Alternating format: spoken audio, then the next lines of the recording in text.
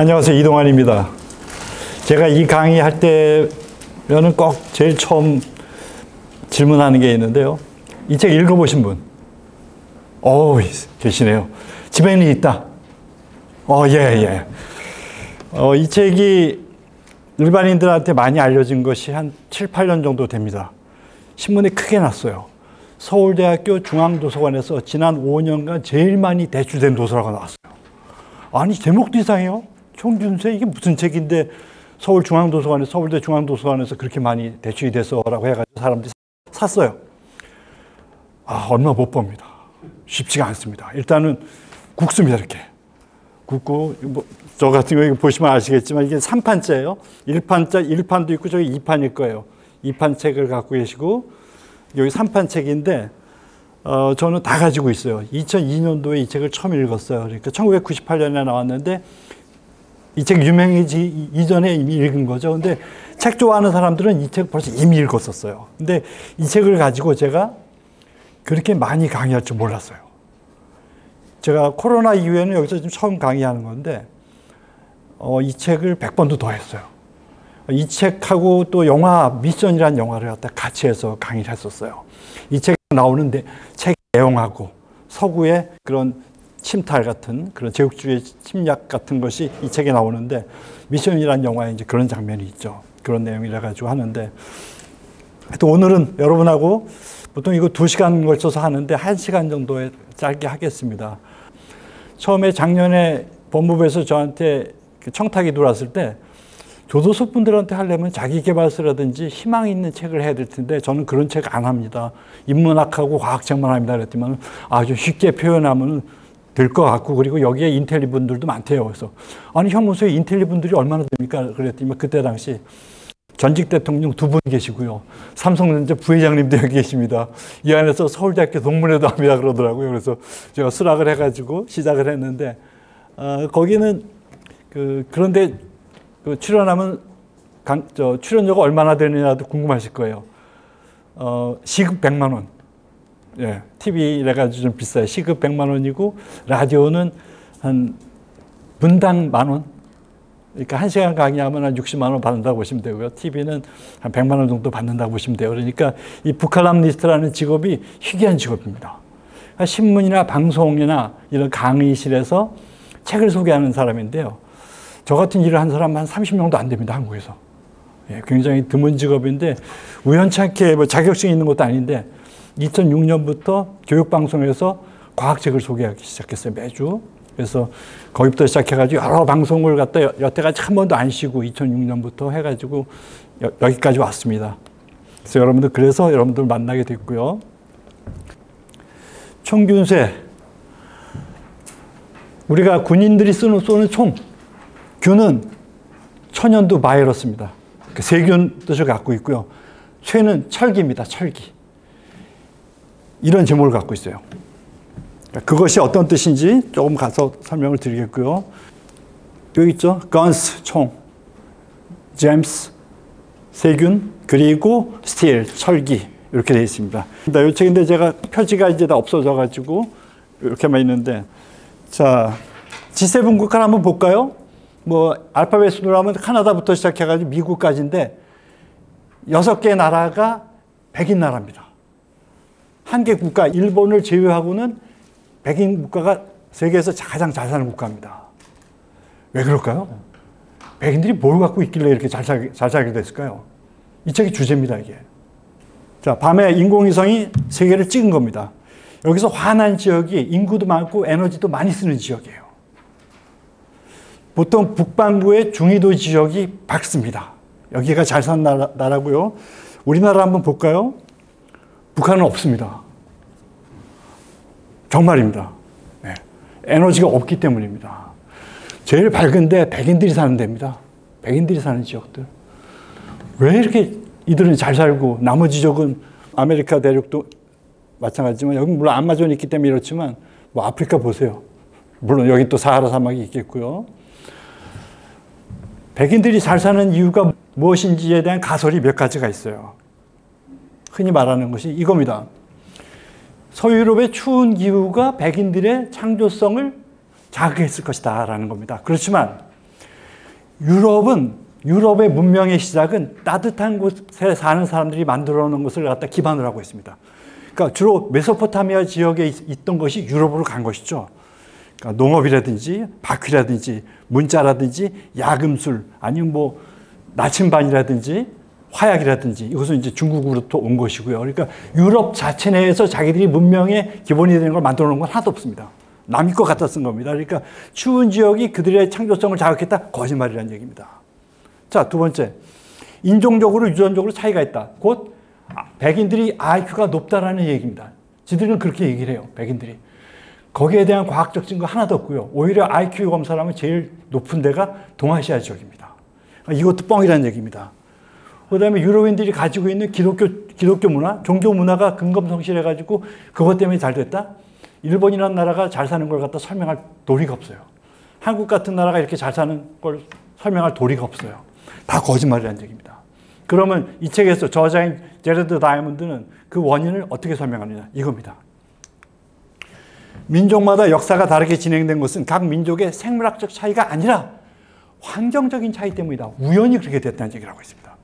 백인들이 똑똑해서가 아니라 우연히 그들이 그곳에 있었기 때문에 어떤 유럽 대륙이 혜택을 입었다는 얘기죠.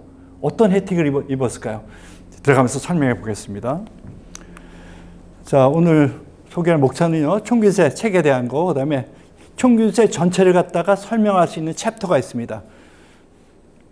스페인의 피사로가 잉카 제국의 황제 아타우알파를 생포하는 장면. 이것이 이 책의 하이라이트입니다. 총균세가 어떻게 작용을 했는지, 역사의 한 장면에서 총균세가 어떻게 작용을 했는지를 보여주는 장이고요. 그 다음에 신석기 혁명의 의미, 안나 까레니나 법칙, 왜 중국은 아니었나, 이런 순서로 가겠습니다. 자, 총균세 이겁니다. 이 총, 화승총입니다.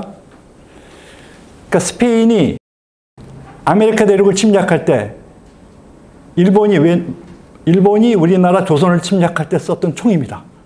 이런 총은 방아쇠도 없고 하기 때문에 어떻게 총을 쏘느냐, 여기다가 심지를 갖다 내려가지고 거기다 불을 붙여가지고 쏘는 겁니다. 한 발 쏘고 총알 장전하고 그리고 우선 심지하고 그래서 쏘는데 화승총이라고 합니다. 불을 내고 승은 새끼라는 의미입니다. 새끼에다가 불을 붙여서 쏘는 총인데 스페인이 잉카 제국을 갖다가 멸망시킬 때 이 총을 썼습니다. 그리고 스페인하고 포르투갈이 아메리카 대륙을 갖다 침략을 했을 때 원주민들이 엄청나게 죽었죠. 원주민들의 95%가 사망했습니다. 95% 사망자의 95%가 천연두 때문에 죽었습니다. 총칼 때문에 죽은 것이 아니라 천연두. 천연두는 유라시아 대륙에서는 소를 길렀기 때문에 어느 정도 천연두의 내성을 가지고 있었죠. 그렇지만 소 같은 동물을, 커다란 동물을 가축화시키지 못한 아메리카 대륙 사람들은 전혀 천연두에 작용을 할 내성이 없었습니다. 속절없이 죽었던 거죠. 제일 무서운 것이 이 천연두였습니다. 그 다음에 이 스페인 군대가 갖고 있는 철로 된 것들, 철로 된 창, 칼, 투구 같은 것들, 이런 것이 잉카 제국과의 첫 번째 만남에서 대승을 거둘 수 있었던 이유입니다. 그래서 이 책 전체 제목이 총균세라고 정했는데요. 원서를 보면은 재밌습니다. 우리나라 번역서 정말 그 표지 디자인 신경 하나도 안 썼습니다. 보시죠. 이게 피사로가 아타우알파를 갖다 생포하는 장면입니다. 장면이고요. 보시면 총, 균, 쇠 이런 식으로 총, 균, 쇠. 총균세를 갖다가 이렇게 상징적으로 다 이렇게 놓은 것이 원서들이 이렇게 되어 있습니다. 그러니까 원서는 그 상징적으로다가 총균세라는 제목을 갖다가 잘 표현했는데 번역본은 전혀 이런 것이 없습니다. 정말 돈 안 썼는데 이 책은 엄청나게 이 출판사에 돈을 벌게 해줬습니다. 문학 사상사라는 문학책을 주로 출간하는 출판사였는데 이 책하고 제러드 다이아몬드의 딴 책, 제3의 침팬치라는 책으로다가 이 회사가 돌아갑니다. 그 정도로다가 아주 잘 팔리는 책입니다. 한글판입니다, 이게. 전혀 뭐 폼 안 나게 돈 하나도 안 쓴 거죠. 이 책은 1998년에 퓰리처상 일반 넌픽션 부분 수상한 책입니다. 아무나 이상 못합니다. 이 책이 1998년도에 퓰리처상을 받았고 우리나라에 그 해에 초판이 발행이 됐습니다. 빨리 번역이 된 것이죠. 그래서 책 좋아하는 사람들은 벌써 그 시대부터 2000년대 초반에 많이 읽었죠. 굉장히 어렵습니다. 이 사람입니다. 정말 성처럼 다이아몬드 같은 사람입니다. 1937년생이고요. 이 사람이 한글을 갖다가 전 세계에 홍보를 해줘가지고 우리나라에서 훈장도 받았습니다. 한글이 세계에서 최고로 과학적으로 만들어진 글이라 가지고 나나 내 아들이나 며칠 만에 한글을 배웠다 그래요. 이 사람이 이 책을 썼는데 이 책에는 어떤 내용이 있냐면은 과학 분야의 전 분야가 다 있다고 보시면 됩니다. 거기다 언어 부분도 있어요. 이분의 아버지는 의사였고요. 엄마가 언어학자였습니다. 그래서 한글에 대해서도 조예가 깊습니다. 자, 미국의 과학자이자 과학저술가, 현재는 UCLA에서 지리학 생리학 교수인데요. 원래는 의사였습니다. 캠브리지, 영국으로 유학 가가지고 캠브리지에서 생리학 의사가 됩니다. 그래서 하버드 의대에서 생리학 교수로다가 지냈는데 의사라는 직업이 아주 따분하고 재미가 없더라는 얘기입니다. 그래서 이분이 선택한 것이 호주 위에 있는 뉴기니 섬에 가가지고 새의 진화에 대해서 연구를 합니다. 그러면서 생물학자가 됩니다. 그 다음에 뉴기니 섬하고 인도네시아 섬 사이에 동물의 분포가 단절되어 있다는 걸 알게 됩니다. 호주나 뉴기니 섬에는 유대류, 캥거루처럼 배 새끼를 갖다가 기르는 것이 있는 반면에 바로 옆에 있는 인도네시아 섬들은 유대류가 없어요. 왜 여기 있는 생물들은, 이 지역에 있는 생물들은 유대류가 있고 왜 여기는 유대류가 없을까 그래가지고 거기서 착안해가지고 새로운 학문을 만들어내는데요. 생물지리학이라는 학문입니다. 학문을 갖다 새로 창간할 정도로다가 혼자서 하는 건 아닙니다. 몇몇의 그 교수들이 같이 만들었는데 그 정도로다가 여러 분야의 대단한 사람입니다. 이분이 쓴 책이 다 한국에서 다 번역이 되어 있습니다. 그래서 이 책하고 제3의 침팬지는 이 문학사상 사고고요. 섹스의 진화는 사이언스 북스고 문명의 붕괴 어제까지의 세계 대변동은 김영사에서 출간했습니다. 다 많이 팔렸는데 그중에서 이 책이 워낙에 많이 팔렸습니다. 근데 워낙에 많이 팔렸는데 문제는 완독률이 아주 낮은 책입니다. 유명한데 완독률이 낮은 책에 한 1, 2위 할 거고요. 그 중에 한 책이 정의란 무엇인가입니다. 정의란 무엇인가. 네, 그 책도 제가 강의 많이 하는데 완독한 분들 이렇게 많지 않습니다. 한번 이 책도 한번 도전해 보시고 정의란 무엇인가를 갖다가 마이클 샌델 교수가 쓴 건데 그것도 한번 읽어보시기 바랍니다. 자, 본론으로 들어갑니다. 피사로 아타우알파를 생포하다는 그런 그림입니다. 영국 버킹엄 궁 바로 앞에 있는 빅토리아 앤드 앨버트 뮤지엄에 있는 그림인데 실제로 여기 가가지고 이 그림을 봤습니다. 이 책을 읽은 상태에서 봤기 때문에 더 감동 있게 다가왔었습니다. 자, 1492년에 콜럼버스가 유럽인들이 모르던 대륙을 갖다 발견하게 되는 거죠. 이 사람은 자기는 인도로 가려고 갔습니다. 이런 아메리카 대륙이 없고 이 바다를 건너면 인도에 도달할 거라고 생각을 했던 거죠.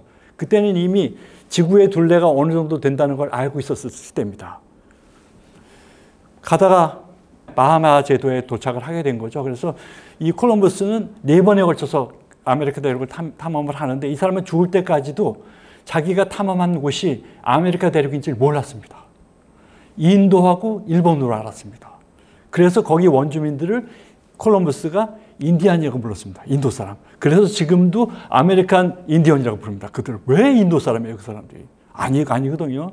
아메리칸 사람인데 이 멍청한 콜럼버스 때문에 지금도 우리는 미국에 있는 원주민들을 아메리칸 인디언이라고 부르는 겁니다. 멍청한 이 사람 때문에. 멍청하다 보니까 대륙에 자기 이름을 못 남겼어요.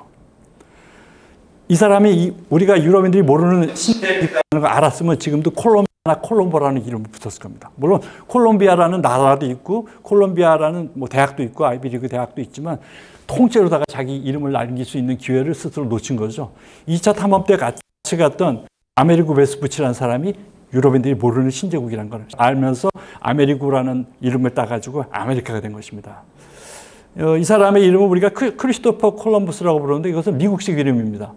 이 사람은 스페인 배를 타고 갔는데 스페인 이름으로다가는 크리스토발 콜론이라고 부릅니다. 크리스토발 콜론이라고 부르는데 원래는 이탈리아 사람입니다. 그래서 크리스포로 콜롬보라고 부릅니다. 이탈리아에서는. 그러니까 이 사람이 이탈리아에서 그런 이름을 가졌다가 스페인에서 배를 빌릴 때는 스페인 이름을 가졌고 지금 전 세계에서는 크리스토퍼 콜럼버스라고 영어가 전 세계 언어를 지배하고 있으니까요. 미국식 이름으로다가 부르고 있습니다.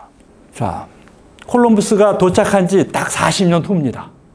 40년 후인데 벌써 스페인은 이 파나마라든지 이곳을 갖다 점령을 해가지고 여기서 배를 만들어서 이쪽 태평양으로 진출하기 시작했습니다. 근데 1532년 11월 6일 날 그 배를 타고 페루에 있는, 지금은 페루지만 그때 당시엔 잉카죠, 까마르카라는 도시에 당도를 했는데, 이 사람들이 이곳에 올 때 벌써 잉카 제국은 이들의 움직임을 다 알고 있었습니다. 어떤 놈들이 잉카 제국에 온다는 걸 알았는데, 이 피사로의 일행이 여기까지 오기 이전에 벌써 바이러스는 이미 이쪽으로 침투를 해가지고 이 거대한 잉카 제국의 황제의 그 다음에 오를 황제 자리에 오를 사람이 천년뒤에 걸려서 죽습니다. 그러자 아들들이, 왕자들끼리 내전을 벌여가지고 거기서 승리한 사람이 바로 아타후알파입니다. 그러니까 그런 내전을 거쳐가지고서 상당히 군사력이 훈련이 잘 된 군인들을 갖고 있었죠. 8만 명이나 되는 군대를 갖고 있었어요, 아타후알파는. 근데 스페인 군인들이 오는 걸 보니까 걷는 것만 봐도 그들이 군기가 얼마나 들어있는지를 압니다. 여러분도 혹시 제 몸매를 보시고 군대를 안 갔다 오지 않았나 이렇게 생각할 수도 있는데, 몸매는 이래도 저 특수부대 출신입니다. 3년 동안 아주 잘 훈련받고 온 그런 사람입니다. 그러니까 군대는 행군하는 것만 보더라도 그들이 얼마큼 훈련을 받았는지, 군기가 어떤 상태인지 알 수 있는데, 아타후알파한테 오는 보고를 들으니까 형편없는 패잔명 같은 놈들이 온다는 걸 들었습니다. 이들이 와가지고 사람을 시켜가지고 아타후알파한테 전언을 놓습니다. 우리는 스페인 왕을 갖다 대신해서 황제님께 인사를 드리러 여기 왔으니까 우리가 온 곳으로다가 와주십시오라고 이렇게 전언을 합니다. 그곳이 이곳입니다. 까마르카라는 도시인데요. 이렇게 평화롭게 이렇게 보이는 이 장소지만은 1532년 11월 그날 아타후알파와 피사로가 전투를 한 장소입니다. 자, 그날 전투에서 어떤 일이 벌어졌느냐. 자, 스페인은 군대가 168명입니다. 이들이 없는 마을, 기병이 62명 있었고요. 보병이 106명 정도 됐고요. 잉카 제국은 훈련으로다가 잘 정돈된 그런 8만 명의 군대를 갖고 있었습니다. 이들은 장비를 갖고 있었던 게 총 12자루뿐이 안 됩니다. 그 화승총. 한 번 쏘고 나면은 그 다음 쏠 때까지 몇 분이나 걸리는 화승총을 12자루뿐이 없었고요. 그 다음에 쇠칼, 이들이 없는 창, 말, 갑옷, 쇠로 된 장비가 있었다는 거죠. 자, 이들 한번 볼까요? 군사는 8만 명인데 이들이 갖고 있는 거, 돌, 청동기, 나무곤봉, 갈고리 막대, 손도끼, 물매, 헝겊 갑옷이에요.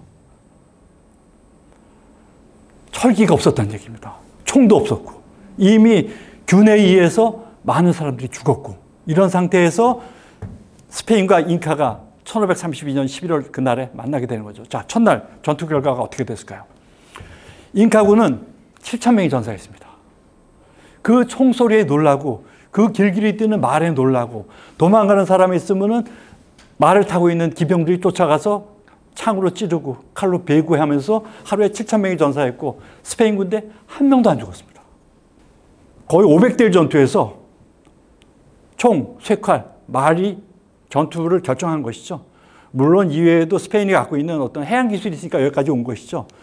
그다음에 유럽 국가의 중앙집권적 정치 조직이라든지 문자가 이 두 나라의 운명을 결정지었습니다.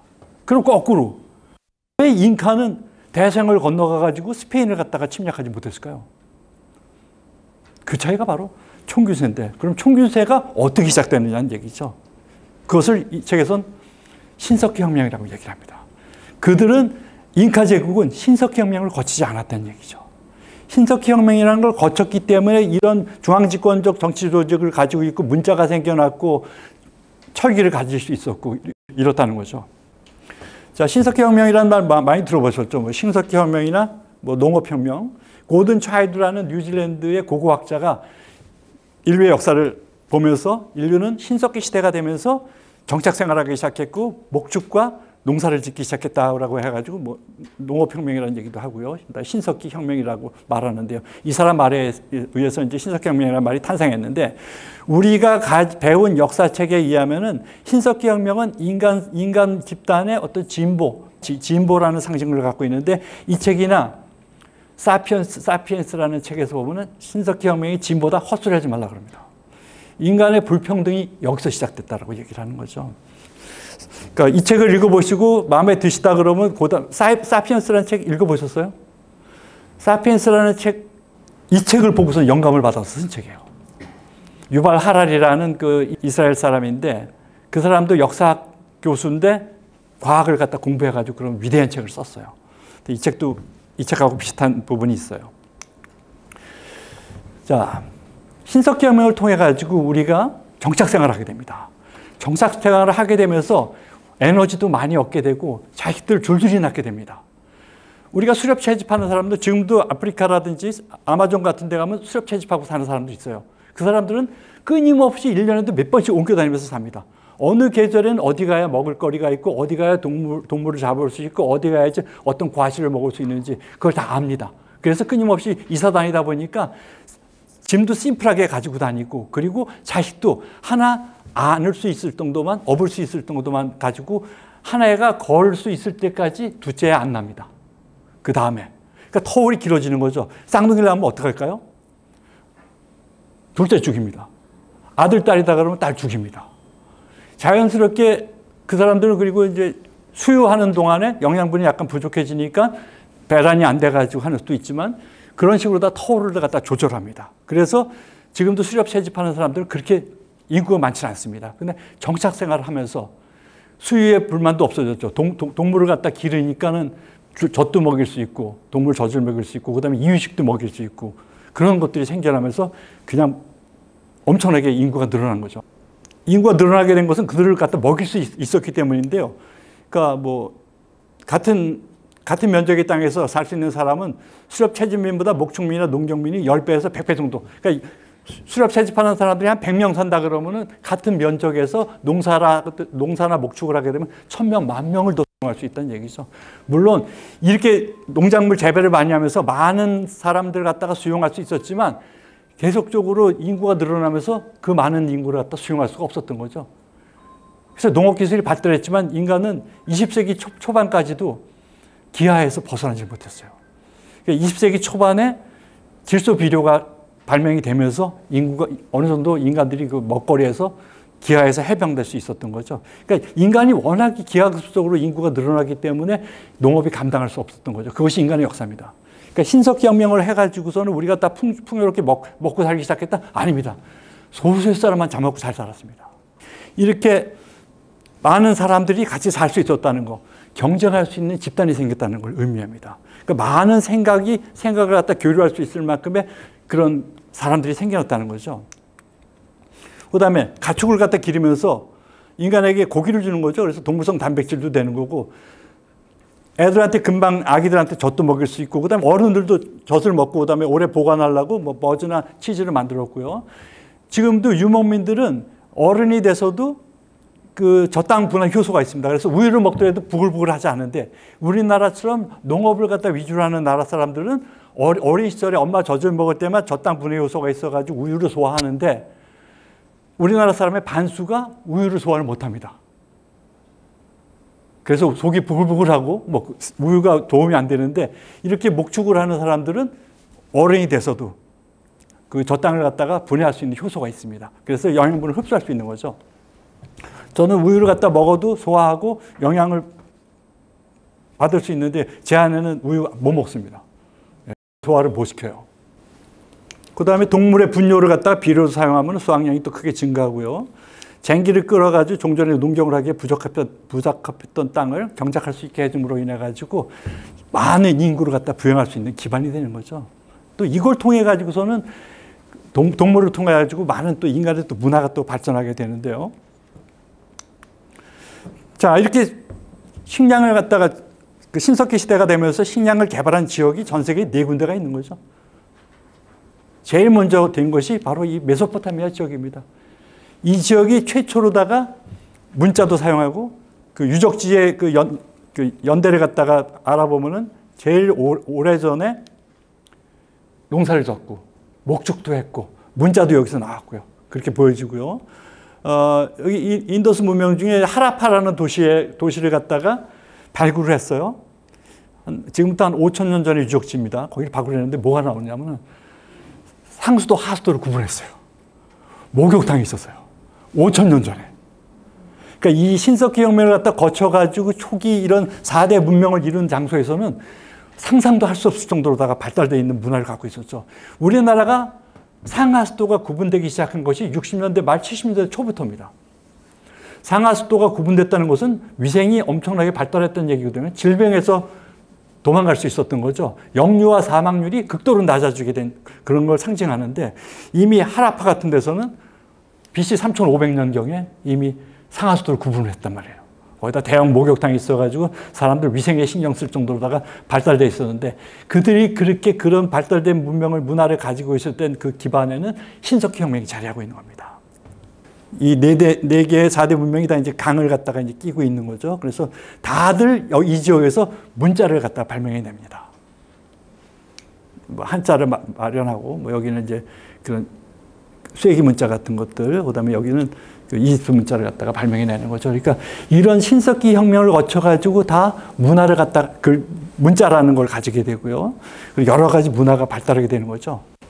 이것이 세계 최초의 이제 농사하고 목축을 했던 지역이라고 봐요. 이 지역에 이렇게 그림을 그려보면은 초승달 같이 생겼다 그래가지고 거기다가 이제 여기서 농사가 아주 잘 졌다 그래가지고 비옥한 초승달 지대라고 이렇게 얘기합니다. 그래서 원래 이제 서양 사람들이 이렇게 썼는데 이걸 갖다가 우리 한문으로 고치다 보니까 이제 비옥한 초승달 지대가 된 거죠. 요 지역입니다, 바로. 요 지역에서 지금 뭐 다마스커스라든지 알레포 이런 오래된 도시들, 모술이라든지 이러한 데서 지금은 다 사막으로 있지만 예전에는 그렇지 않았습니다.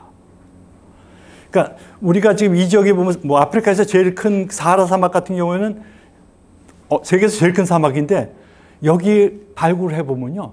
하마라든지 하마의 뼈라든지 물에서 살던 동물의 뼈가 나옵니다. 예전에는 물이 많은 지역이었다는 얘기를 의미합니다. 여기도 마찬가지입니다. 지금은 사막이지만 이 시대에 10,000년 전쯤에는 그렇지 않았을 거라고 보고 있는 겁니다.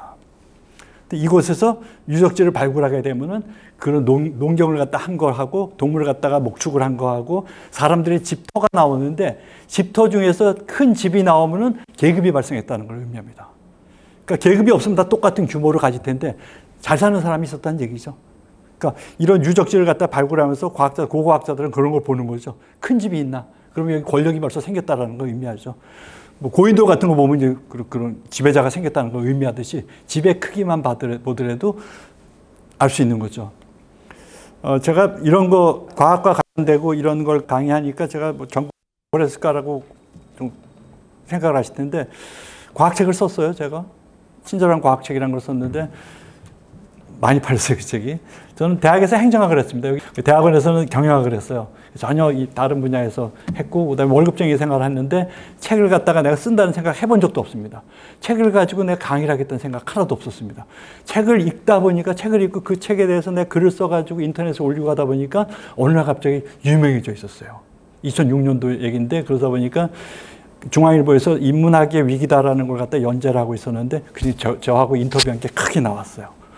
그 다음에 일주일 후에 또 문화일보에서 인터뷰가 와가지고 크게 인문학의 위기다 해가지고 직장생활 하면서 전혀 다른 분야의 책을 열심히 읽는 사람으로 제가 소개되고 그 다음 주부터 EBS에 출연하게 됐습니다.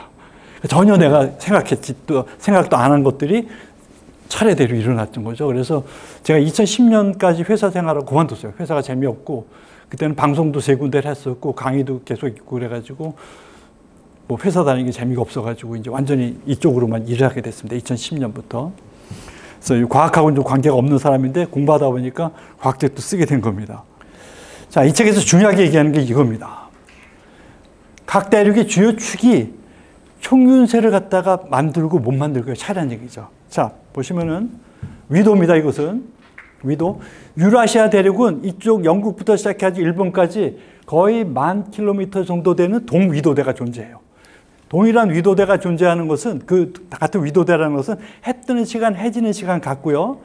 비슷하고요. 그 다음에 온도도 기온도 비슷해가지고 여기서 나는 식물은 옮겨더라도 잘 살아가는 거죠.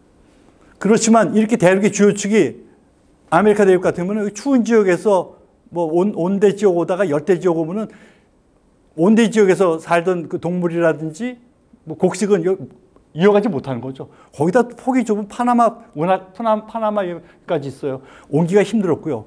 아프리카도 마찬가지입니다. 세계에서 큰 사막인 사하라 사막이 있어요. 이쪽하고 전혀 왔다 갔다 할 수가 없었던 거죠. 보면 사하라 사막 북쪽에 있는 나라들은 사람들 인종도 다르잖아요. 여기는 백인 아프리카 아니에요. 백인 아프리카. 월드컵에도 이번엔 뭐 알제리 같은 나라라든지 뭐 그런 나라들, 모로코 같은 데는 다 중동 사람들하고 똑같은 얼굴이죠. 이쪽만 사하라 이남만 흑인이 사는 곳이죠. 그래서 우리가 뭐 흔히 아프리카 사람들 다 흑인이다라는 생각은 편견입니다. 이 차이, 넓은 위도대를 가지고 있다. 요즘 같은 경우는 우리나라 지금 5시 조금 넘으면 해지죠. 런던 같은 데 가면은 런던이 위도가 50도 정도 돼요. 50도 정도 되면요. 요새 3시면 어두워집니다. 여름에는 10시 반까지 환합니다. 그게 위도입니다. 우리나라는 북위 33도부터 43도 사이에 있습니다. 그러니까 유럽으로 치면 우리나라는 지중해를 지나갑니다. 지중해로. 그래서 뭐 스페인이나 이탈리아나 뭐 터키 같은 데가 우리나라하고 위도가 비슷하고요. 많은 서유럽 국가들이 우리보다 위도가 엄청 높습니다. 파리, 암스테르담, 런던 같은 데가 다 북위 50도 지역입니다. 그러니까 가보신 분도 아시겠지만 여름이라든지 겨울에는 아주 우리나라하고 해 지는 시간, 해 뜨는 시간이 극명하게 달라집니다. 또 하나 다른 것은 영국은 겨울에 축구하잖아요. 동쪽은 못해요. 대륙의 서쪽은 항상 따뜻합니다. 동쪽은 춥습니다. 미국도 마찬가지입니다. 우리하고 위도가 비슷한 로스앤젤레스, 서쪽에 있는 로스앤젤레스는 겨울이 없는데 위도 비슷한 동쪽에 있는 뉴욕은 동태되는 거죠. 물론 여기 영국이 따뜻한 이유는 여기서 오는 멕시코 만류독입니다. 열대지방에서 따뜻하게 데워진 물이 끊임없이 위로 올라가는데 하루에 이쪽으로 옮겨다 주는 열이 지구 전체에서 2년간 쓰는 석탄 양만큼을 하루에 보내줍니다. 엄청난 양의 따뜻한 걸 온기를 갖다 보내주는 거죠. 그래서 이쪽이 따뜻한 거죠. 근데 이 따뜻한 물이 올라가다가 아이슬란드 쪽 되면은 빙하가 되는 거죠. 그럼 빙하가 되면은 물만 빙하로 만들고 염분은 NaCl 성분은 남게 됩니다. 바닷물에. 그러니까 NaCl은 무거우니까 하강하게 됩니다. 깊은 바다로다가 내려가가지고 그 해류를 타고서 한 바퀴 돌아요. 전 세계를. 한 바퀴 돌아가지고 다시 오는데 1000년 걸립니다. 1000년. 해수의 움직임이 없다 그러면은 없어지면은 유럽이 엄청나게 추워질 겁니다. 그게 그 영화가 그걸 보고서 만든 영화가 The Day Before Yesterday, 투마로우라는 영화가 그게 나옵니다. 그러니까 여기로 올라가는 온난화 때문에 여기로 얼음이 안 얼어지니까 빙하가 안 생겨지니까 바닷물이 흐름이 없어진 겁니다. 그러면서 여기에 빙하기가 오는 거죠. 투마로우라는 영화가 그런 과학적인 기반을 갖다가 가지고 만들어진 겁니다. 자, 이런 동일한 위도가 유라시아 대륙은 넓게 동서로다가 길게 10,000km씩이나 있었다는 이런 지리적 환경 차이. 이것이 어디는 총규세를 만들었고 저기는 총규세를 만들었고 딴 대륙인 총규세를 못 만들었다는 의미가 되는 거죠. 그래서 2차 대전까지 뭐 아프리카 전체, 아시아 전체가 다 식민지 생활을 한 거죠. 좀 늦은 것 때문에. 또 백인이 그동안에 쌓은 것 때문에 이런 거죠. 동식물의 가축화와 작물화는 훨씬 많은 식량과 조밀한 인구를 의미하고요. 그 결과 잉여 식량이 생겼고 일부 지역에서는 동물을 이용하여 잉여 식량을 운반할 수 있는 수단도 생겼고 이 두 가지는 정치적으로 중앙집권화되고 사회적으로 계층화되고 경제적으로 복잡하고 기술적으로 혁신적인 정주형 사회로 발전하는데 필요한 선행 조건이었다. 이런 총유세, 이런 신석혁명을 통해 가지고서 인구가 많아지고 많은 식물을 갖다가 곡물을 갖다 재배하고 동물들을 갖다 기르면서 가축화하면서 이런 변화가 생기게 된 거죠. 그러므로 이 책에서 중요한 거죠. 가축화, 작물화된 동식물이 있느냐 없느냐의 문제는 유라시아에서 제국, 문자, 쇠, 무기 등이 제일 먼저 발달했고 다른 대륙에서는 그보다 늦어지거나 끝까지 발달하지 못했던 이유를 설명해주는 궁극적 이유라고 얘기하는 거죠.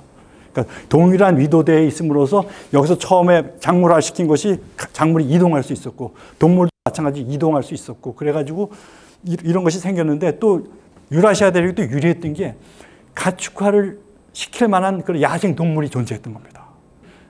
아메리카나 아프리카 대륙에는 그런 가축화를 시킬 만한 동물이 부족했다는 것도 원인이 있습니다. 그러니까 운이 좋았던 거죠, 유라시아 대륙은. 자, 이 책에서 나와 있는 겁니다. 자, 궁극적 요인, 동서축. 그러니까 동서축으로다가 위도가 널리 퍼져 있는 것은 다수의 적합한 야생종도 있었고 각종의 전파가 용이했고 그래가지고 다수의 작물화된 식물종과 가축화된 동물종을 가질 수 있었고 여기서 이 소는 유행병, 천연두를 갖다 만들 수도 있었고요. 그 다음에 잉여 식량이 생겨났고 이를 저장해가지고 인구가 많고 조밀하며 계층화된 정주형 사회를 갖다 만들었고 이를 통해서 기술이 개발됐고 그래서 총기와 쇠로 된 칼도 만들 수 있었고 선박도 만들 수 있었고요. 그 다음에 또 정치 조직하고 문자도 생겼고요. 그래서 이런 동서축이라는 그런 요인이 결정적으로다가 이런 사회를 갖다가 잘 사는 사회와 못 사는 사회를 만들었다는 겁니다. 제일 중요한 건 이거죠. 지리적인 요인이죠. 동서축. 유라시아 대륙에 10,000km 정도 되는 그런 동일한 위도대의 그런 동서축 덕분에 총기세를 가질 수 있었다는 겁니다. 백인들이 똑똑해서가 아니라요. 자, 이 책에 보면 이제 재미난 것이 나옵니다. 어떤 종은 가축화를 시켰는데 어떤 종은 가축화를 못 시켰다. 거기에 대해서 이 제레드 다이아몬드는 어떤 종을 갖다가 가축화를 시킬 수 없는 이유를 갖다가 안나 까레니나 법칙에 의해서 이 동물은 가축화가 불가능했다라고 설명합니다. 자, 왜 이렇게 이름을 줬느냐? 이겁니다. 그 소설 중에서 가장 유명한 첫 문장입니다. 행복한 가정은 모두 엇비슷하고 불행한 가정은 불행한 이유가 제각기 다르다. 그 소설 첫 문장 중에 유명한 것 중에 10위 안에 들어갑니다. 그 까미의 이방인 책에 보면 뭐로 나와요? 처음에 첫 문장. 오늘 엄마가 죽었다. 네, 이런 문장들. 그런 유명한 문장 중에 하나가 이 안나 까레니나 첫 문장입니다. 행복한 가정은 모두 엇비슷하고 불행한 가정은 뭔가 있다라는 얘기를 하고 있는 겁니다.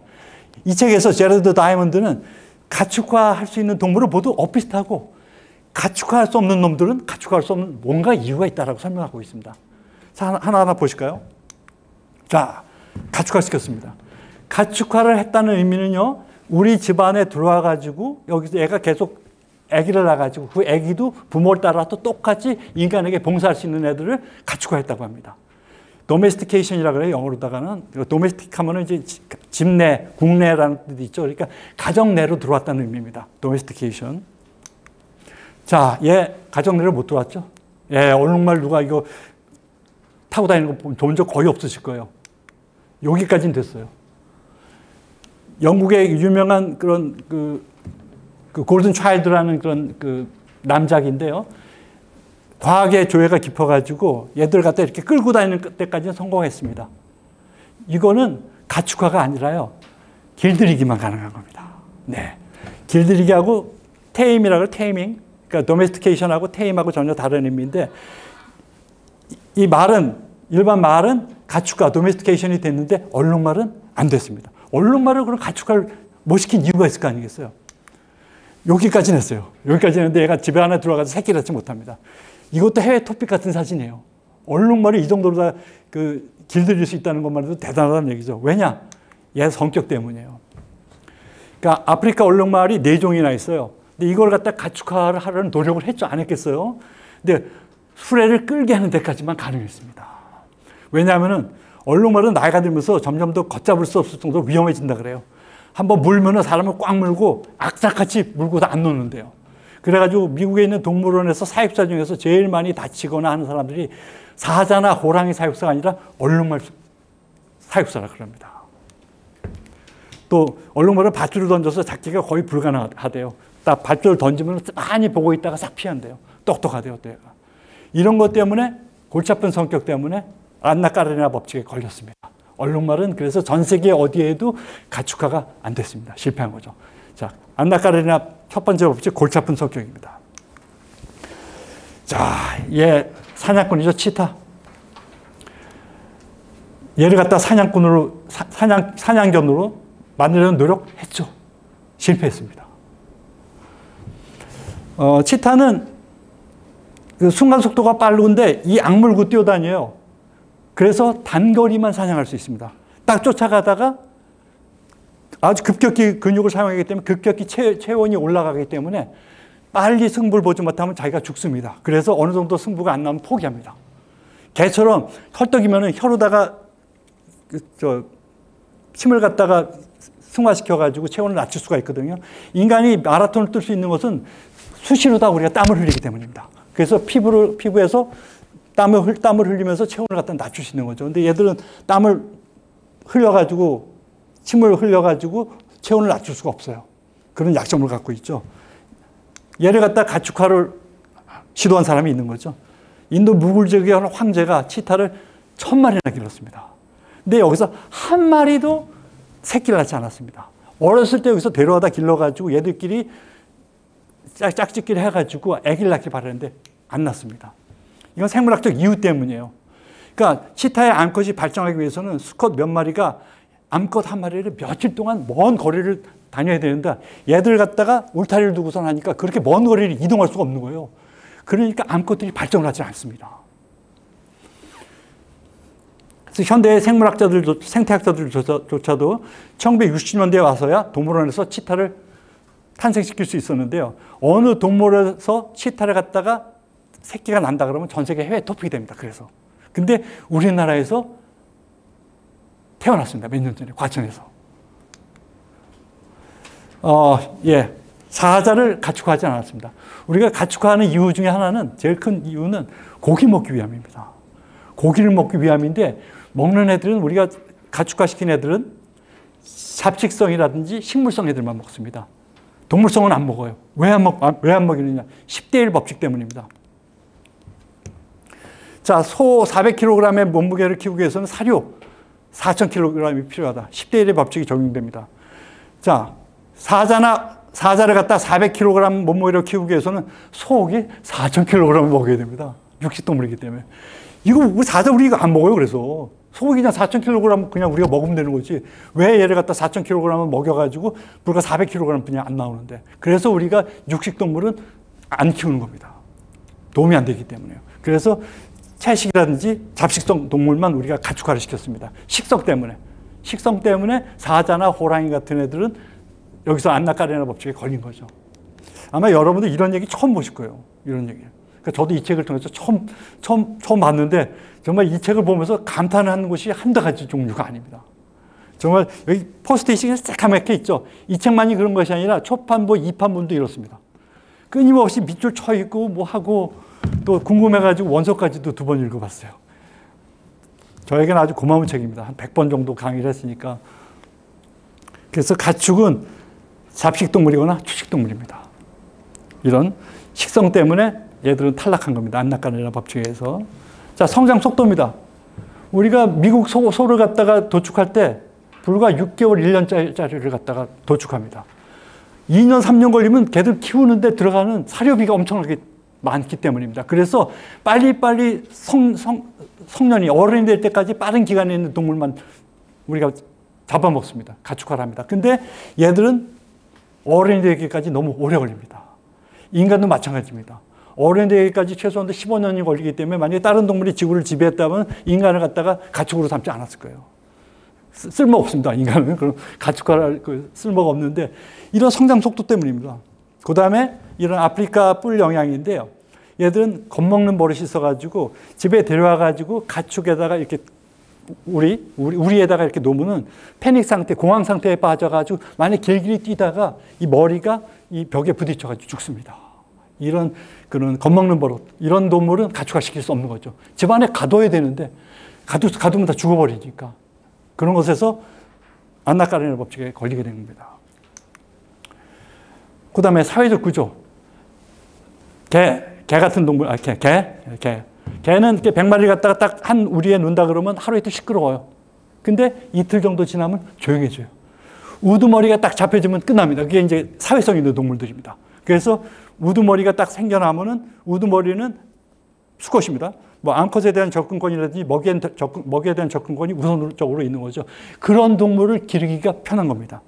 한 우두머리만 타치를 하게 되면은 모든 거기 우리에 있는 동물들을 갖다가 컨트롤할 수 있기 때문입니다. 가축화시킨 동물의 특성 중에 중요한 부분이 사회적 특성이다. 무리를 이루어 살고 무리의 구성원 사이에 위기 질서가 잘 발달되어 있어서 이런 동물들은 우세한 지도자를 본능적으로 따르며 인간을 지도자로 기억하기 때문에 양치기나 목양견이 쉽게 몰고 다닐 수 있다. 그러나 세력권을 가지고 혼자 사는 포유류 중에서 가축화된 것은 고양이와 흰 쪽제비뿐이다. 이 둘을 가축화시킨 동기는 식용이 아니라 저 혼자 다니면서 사냥을 하게 하거나 애완동물을 삼기 위해서였다. 개는 자기 밥 주는 사람한테, 주인한테 충성을 합니다. 그래서 개는 이렇게 끌고 다니면은 주인한테 끊임없이 주인 얼굴을 보면서 눈동자 보면서 아이 컨택 하면서 쫓아와요. 근데 고양이는 자기 주인이라는 개념이 없습니다. 자기가 주인입니다. 자기가 가기 싫어요? 그러면 개는 주인이 가는 데를 쫓아오지만 얘는 누워서 질질 끌려가면 끌려가지 지지발로 안 가요. 그러니까 자기가 윗사람이라고 생각하는 거죠. 사람보다 내가 위에 있다는 건데 이런 동물은 가축화의 대상이 안 되는데 사람들이 그냥 애완동물로 삼기 위해서 가축화시킨 것이 이제 이런 특성 때문입니다. 자, 대형 포유류 가축화 최초 연대를 한번 볼까요? 걔는 이 책에서 10,000년 전이라고 나왔는데 구석기 때 이미 가축화를 했다 그래요. 35,000년 전쯤에 걔는 가축화를 했다 그러는데 여러분 세계 각국에서 이거는 걔는 그 가축화를 시켰고요. 제일 먼저 우리 인간의 친구가 된 존재죠. 양이라든지 염소 이런 애들이 다 메소포타미아 지역입니다. 그쪽에서 가축화가 됐고요. 뭐 돼지는 이제 중국하고 메소포타미아 지역이고요. 소도 메소포타미아 지역, 인도, 북아프리카. 북아프리카에도 소는 있었습니다. 근데 이것이 사하라 사막 때문에 밑으로 내려갈 수가 없었던 거죠. 말은 우크라이나, 당나귀 이집트. 그러니까 이집트, 아프리카도 있었는데 하나도 안 내려갔습니다. 물소 중국. 유라시아 대륙 이외에 있는 것이 유일하게 안데스에 있는 라마 알파카입니다. 그러니까 가축화를 시킨 동물 중에 모든 동물들이 다 유라시아에 있고 한 종만이 얘만 남아메리카에 있었습니다. 그러니까 그런 나머지 대륙에는 이런 대형 포유류가 없었을 뿐더러 그 대형 포유류가 있더라도 안나까르니나 법칙에 걸렸다는 얘기입니다. 그래서 가축화할 수 없었던 거죠. 그래서 유라시아 대륙이 유리해진 것이 그런 가축화가 가능한 동물들이 여러 종이 있었고 그 동물을 갖다가 가축화시켜가지고 종교세를 가지게 된 것이죠.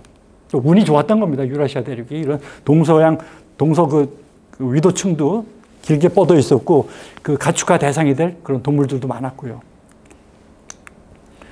자, 가축화 후보종 볼까요? 유라시아 대륙에서는 후보종이 72종이 있었는데요. 가축화가 13종을 가축화를 시킨 겁니다. 그래서 가축화 비율이 18%인데요. 사하라 이남 아프리카는 후보종이 51종인데 얼룩말 4종도 있습니다. 하나도 못 시켰습니다. 얼룩말을 치타를 갖다 가축화를 하려고 그렇게 노력을 했는데 그런 안나까르나 법칙에 걸려가지고 하나도 가축화를 못 시킨 거죠. 아메리카 대륙에 라마 한 종입니다. 24종의 후보종이 있었는데 그중에 한 종만이 가축화를 시켰고요. 오세아니아는 후보종이 그 캥거루 한 종이었는데 가축화 못 시켰습니다. 이런 유라시아 대륙이 유리하게 안나까르나 법칙에서 벗어날 수 있는 야생동물종이 있었다는 것이 유리한 하나의 요인이 된 겁니다. 그것이 동서축의 넓은 축을 통해서 이동이 가능했고 그래서 우리나라에서도 옛날부터 말도 키우고 소도 키우고 그 상태에서 우리는 어느 정도 천연두에 내성이 생기게 된 거고요. 그러니까 이런 데는 아프리카라든지 아메리카 대륙의 원주민들은 그런 천연두에 속수무책으로 죽었던 겁니다. 그럼 또 우리가 궁금한 게 1492년보다 훨씬 전에 한 70년 전에 명나라의 정화가 동아프리카까지 거대한 함대를 이끌고 원정을 갔다 왔는데 그럼 왜 그런 거대한 함대가 있는 중국이 세계를 지배하지 않고 왜 스페인이라는 조그만 나라가 포르투갈이라는 그 조그만 나라가 이렇게 지배하게 됐을까? 그 의문입니다. 왜 중국은 아니었나? 자, 정화는요. 중국에서 시작해가지고 동아시아 다 돌아가지고 아프리카까지 갔다 왔습니다.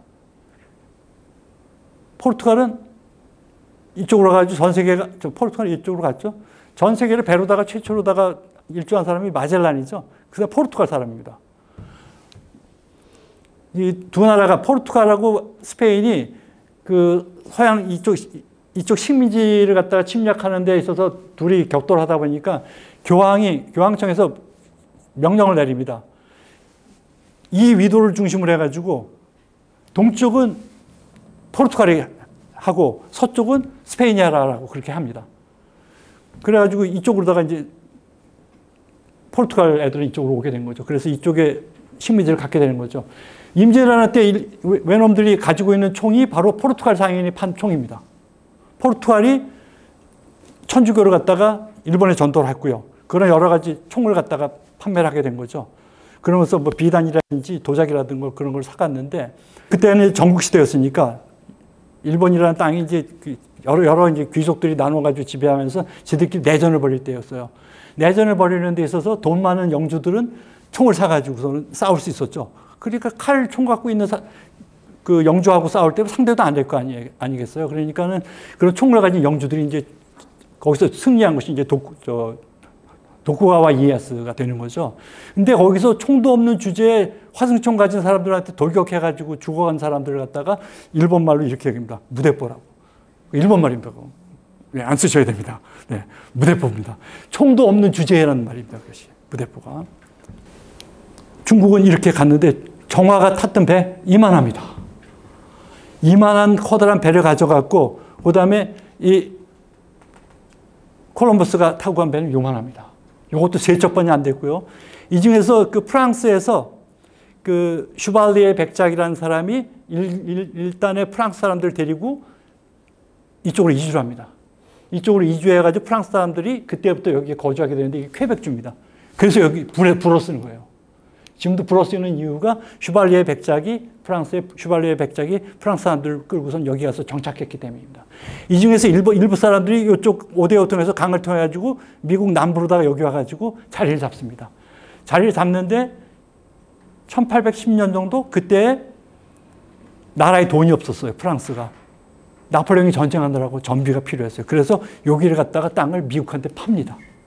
그 주의 이름이 루이지애나입니다. 루이 왕의 땅이라는 의미입니다. 루이지애나가 그런 프랑스 문화를 가지고 있습니다. 루이지애나 주의 주도는 뉴올리안스라고 그러죠. 영어로 하면 뉴올리안스. 뉴 빼요. 뉴 빼면 올리안스예요. 올리안스를 갖다가 불어로 읽으면 오르레앙입니다. 잔 다르크가 활동했던 도시. 예. 그걸 갖다가 영어식으로 표현하니까 뉴올리안스가 되는 거죠. 퀘벡주의 주도는 몬트리올이라고 해요. 몬트리올. 그 영어입니다. 영어식 발음입니다. 거기는 불어를 쓰는 데래 가지고 그 불어로다가 불러줘야 되거든요. 몽헤알이라고 하는 게 맞습니다. 그러니까 영어의 횡포입니다. 그러니까 우리가 잘못 쓰고 있는 단어 중에 하나, 자동차 BMW 그렇게 얘기하면 안 됩니다. 독일어로다가 BMW라고 불러주셔야 맞습니다. BMW. 그러니까 독일어 아는 사람들 그렇게 얘기합니다. BMW라고. 또 몬트리올이라는 도시도 몽헤알이라고 돼야 맞는데 영어가 워낙에 힘이 세니까 그냥 몬트리올이라고 부르는데 저기 사람들 몽헤알이라고 부릅니다. 자, 얘가 정화가 탄 배입니다. 이것이 콜럼버스 배입니다. 배 크기만도 이만큼 차이가 나는데요. 이것이 바로 정화가 아프리카 가가지고 가져온 기린 그림입니다. 책에 이렇게 나와 있습니다. 자, 정화선도 한번 볼까요? 배 규모가 길이가 137m 정도 되는 커다란 배 62척입니다. 그리고 보조 선박이 225척이고요. 인원이 무려 27,800명입니다. 여기에 비해서 콜럼버스는 길이가 제일 큰 것이 27.5m. 산타 마리아호가 제일 큰 거고 그보다 작은 것들. 최초에 1492년에 갔던 인원수가 120명에 불과했습니다. 그러면 이 정도의 정화가 가지고 간 배는 그러니까 다니면서 정화는 그런 새로운 대륙을 발견해가지고 새로운 곳을 발견해가지고서는 상업적으로다가 내가 금을 가져오겠다. 예컨대 뭐 향료를 가져오겠다는 목적으로다가 콜럼버스 갔는데 정화가 갔던 거는 그런 목적이 아니었습니다. 명나라를 갖다가 대외에 알리고 니들 명나라에 조공 들어와라는 의미였습니다. 그러니까 목적부터가 항해의 목적부터가 달랐던 거죠. 콜럼버스가 원래 이탈리아 왕한테도 먼저 부탁을 합니다. 폐하, 제게 배만 몇 척 주시면 내가 인도 가가지고 금은 모아 향료 다 갖다 드리겠습니다 했는데 이 사람이 이탈리아에 있을 때부터도 인간성이 안 좋았어요. 안 좋아가지고 이탈리아 왕이 내가 널 뭘 믿고 좀 마 그래가지고 거절했어요. 그러니까 이 사람이 프랑스로 갑니다. 프랑스 왕한테 가가지고 또 얘기를 하는데 거기도 별로 별 볼 일 없었고요. 프랑스도 가고 뭐 포르투갈도 가고 한데 스페인에 가는데 스페인 이사벨라 여왕한테 가서 얘기를 했는데 배 세 척만 주시면 제가 금은보화 갖고 오겠습니다라고 했는데 이사벨라 여왕이 못 이기는 척을 하면서 줬어요. 왜 못 이기는 척하고 줬냐? 1492년도에 스페인은 레콘키스타라 그래가지고 남부에 있던 이슬람 교도들을 다 몰아내냅니다. 이슬람 교도들이 그 지브롤터 해협을 통해 가지고선 스페인 남부 뭐 아람브라 궁전이라는 것이 다 이슬람 궁전입니다. 기독교 궁전이 아니라요. 남부 쪽에 자리를 잡고 있었는데 그걸 갖다 몰아내내가 1492년입니다. 그래가지고 국토회복운동이라 그래가지고 그걸 레콘키스타라 그러는데 돈을 많이 썼습니다. 스페인이. 이슬람하고 전쟁을 하다 보니까 엄청나게 돈을 쓰게 된 거죠. 근데 얘가 돈 벌어다 준다고 그러고 배 세 척에 120명 정도 달라 그러니까 그래 그거 줄게 그런 거죠. 그게 대박을 친 거죠. 그게. 스페인이 그 대박 쳐가지고 뭐 아주 몇백 년 동안에 아주 크게 땅덩거리고 살게 된 거죠. 지금은 GDP 순위에서 우리보다 미칩니다. 인구는 4,800만 정도 되는데 우리보다 GDP 순위에서 우리 바로 뒤가 됩니다. 그동안에 오랫동안 잘 해먹었죠. 지금은 이제 이 나라에 남아있는 거는 뭐 축구 남아있죠, 축구. 자, 콜럼버스 이렇게 4번에 걸쳐서 항해를 하게 됩니다. 1492년부터 시작해가지고 1504년까지. 그래서 운 좋게도 스페인에 가가지고 이 양아치 같은 인간이 스페인에 가가지고 그렇게 금보화를 가져오겠다고 해가지고 이사벨라 여왕이 주게 된 거죠. 세계 역사가 바뀌는 순간입니다, 이것이. 근데 죽는 순간까지도 4차 항해 후에 얼마 안 돼서 죽습니다. 자기 자신이 갔다 온 곳이 그런 인도하고 그 쿠바 땅을 일본이라고 알았어요. 이 멍청이 때문에. 자, 명나라는 정화 이후에 바다로 갔다 나가는 정책을 포기했습니다. 왜 정화를 파견한 사람은 영락제였어요. 영락제. 영락제는 쿠데타로다가 황제 자리에 오른 사람이었기 때문에 뭔가 국외로다가 외국으로다가 국민들의 시선을 돌리기를 원했어요. 그래서 몽골 쪽으로다가 간다든지 아니면 남쪽으로 항해를 해가지고서는 그런 명나라를 알리는 작업을 하든지 정화가 그런 작업을 하게 된 거죠. 명나라를 알리는 작업을 했는데 근데 이 영락제가 죽고서는 그 명나라 내에서 두 개 파벌이 정쟁을 하게 된 거죠. 그래서 야 우리 내부적으로만 잘 살자. 우리 뭐 나가서 뭐 할 거 있냐 그래가지고 해금 정책을 해가지고 모든 배를 부셔버리고 모든 조선소를 없앴습니다. 그래서 이때 당시 전 세계에서 가장 큰 배를 갖다 가질 수 있는 나라는 조선 하나였습니다. 조선이 전 세계에서 제일 큰 배를 갖고 있었고 그 배가 임진왜란 활동한 겁니다. 일본 배는 작은 배여가지고 배에 대포를 갖다 실을 수가 없었습니다. 근데 이런 대포를 실을 수 있는 배를 조선이 갖고 있었고 명도 갖고 있었는데 명은 이때 포기를 합니다. 나중에 다시 큰 배를 만들어야 되겠다고 생각했을 때 이미 어떤 노하우가 없어진 상태였습니다. 뭐 그런 상태에서 이제 나중에 뭐 아편 전쟁하면서 영국 해군한테 무참히 깨진 거죠. 영국 해군의 새로 된 군함하고 청나라의 나무로 된 선박하고 싸웠으니 상태가 되겠어요. 근데 거기 걔들은 증기선을 갖고 있었어요. 도도 없이도 갈 수 있는 배하고 싸웠으니 뭐 처참하게 작살이 난 거죠. 그래서 유학자들이 이겨가지고 선박 없애고 조선소까지도 없앱니다. 이 해금 정책이 잘못임을 깨닫고 다시 배를 만들려고 해도 모델이 될 만한 배도 없고 조선소도 없는 상황이에 돌이킬 수가 없었던 상황이죠. 그래서 요건데 중국의 정치적 통일은 바다로 나가는 것을 불가능하게 만들었다. 유럽은 각 나라가 분리되어 있다 보니까는 얘가 콜럼버스가 이 나라 막 다녀가지고서 배 주십시오 해가지고 성공한 거 아니에요. 근데 중국은 통일되어 있으니까 한번 고만두다 그러면 끝난 거죠. 더 이상 바다로 나가는 길이 없어졌는데 그래서 유럽은 이렇게 분리되어 있다는 것이 오히려 크게 유리함으로 남았던 거죠. 그러니까 중국에 비해서는 유럽은 만성적으로 분열되어 있었던 거죠. 14세기 유럽은 1000개에 달하는 소국으로다가 분리되어 있었고 콜럼버스가 항해할 무렵인 1500년에도 500여 개의 소국으로 분리되어 있는데 이것을 제레드 다이먼드는 최적 분리 법칙이라고 그래요. 유럽이 이렇게 분리되어 있었던 것이 유리했다라고 얘기합니다. 한 500개 정도의 소국으로 분리되어 있던 것이 지금 어떤 잔재로 남아있느냐. 축구팀의 엠블렘에 남아있습니다. 이것이 옛날에 영주들이 하던 그런 깃발을 갖다가 축구팀들이 갖고 있는 겁니다. 그래서 얘들은 도시를 기반으로 해가지고선 축구팀이 돼 있었잖아요. 그럼 얘들 옛날에 전쟁하던 식으로다가 축구를 하는 겁니다. 그러니까 그런 축구팀들이 활성화되어 있고 각 도시의 축구팀들이 각자의 다른 엠블렘을 갖고 있다는 것은 그것이 옛날 영주의 깃발입니다. 상징하는 것이. 축구 전쟁같이 하는 거죠, 얘들은. 목숨 거는 거죠. 이러한 분리가 콜럼버스에게 큰 기회가 된 거죠. 뭐 프랑스 왕, 포르투갈 왕, 이탈리아 왕에게 배를 달라고 했었는데 거절받았는데 5번째로 스페인 왕한테 허락을 받은 거죠. 그렇죠? 중국은 커다란 나라가 하나로 다 통일되어 있다 보니까 만약 콜럼버스가 만약에 중국에 와가지고 배 달라고 그랬더라도 배 안 줘 그러면 끝난 거죠. 딴 데 부탁할 데가 없는 거죠. 이렇게 유럽이 만성적으로 다 분열되어 있었다는 사실이 총기세를 갖고 아메리카를 갖다 지배하기에 적합한 조건이 됐다라고 얘기하는 겁니다. 그러니까 얘들이 뭐 백인들이 똑똑해서 그거 아니라는 얘기죠. 절대로다가. 2시간 강의를 해야 될 걸 좀 너무 빨리 했습니다. 네, 여러분들 강의 들어주셔서 고맙습니다. 마치겠습니다.